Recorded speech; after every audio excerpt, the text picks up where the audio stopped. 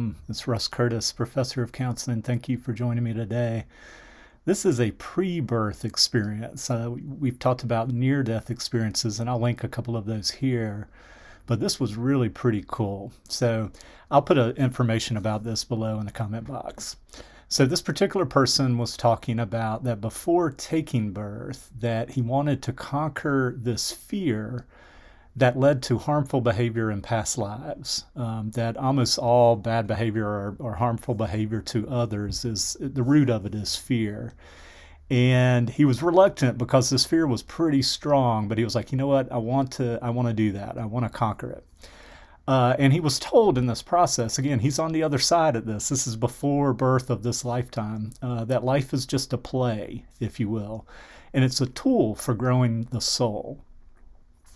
And that it's an honor, I like this, and I've heard this in other ones, is that it's an honor to get to the developmental point to be approved for Earth. It's like you really have to get to a high developmental level in order to, where people feel like you're ready to be born on Earth. I thought that was a pretty cool concept.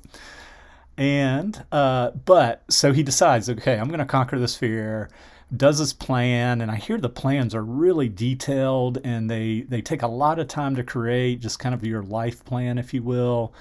And but he got apparently in the womb and then just decided, you know what, I can't do it. I can't face my fears this time. And he talked about spontaneously aborting himself, and I know that can be hard to hear for folks. And then, so he's back on the other side saying, nope, just couldn't do it. But then he got to see like just how hard that affected the mom and then the people that the mom was close to and so forth.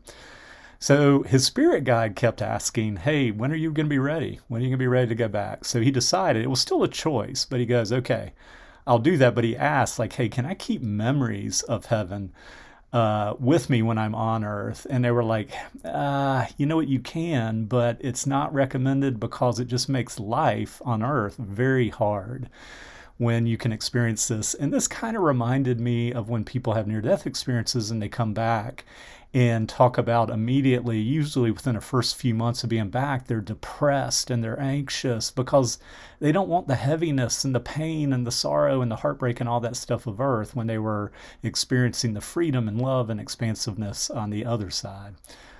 But he finally did it. And I know that he mentioned like Jesus playing a role in that, like, hey, I'm always with you, all that kind of thing. So he finally got the nerve, came back. And he talked about like just the conception piece of that from his side, that there's technicians, there's people trained to help, and they say, hey, did it take? Meaning that they're kind of helping the spirit kind of take hold of the physical fetus, if you will. And that the spirit is kind of still in contact on the other side, even when in the uterus. But then he talked about that when he was born, on the day of his birth, that he opened his eyes and he remembers seeing these people and being like, where am I? You know, it's cold, it's bright, it's kind of loud. But he remembers looking at people saying, who are these people?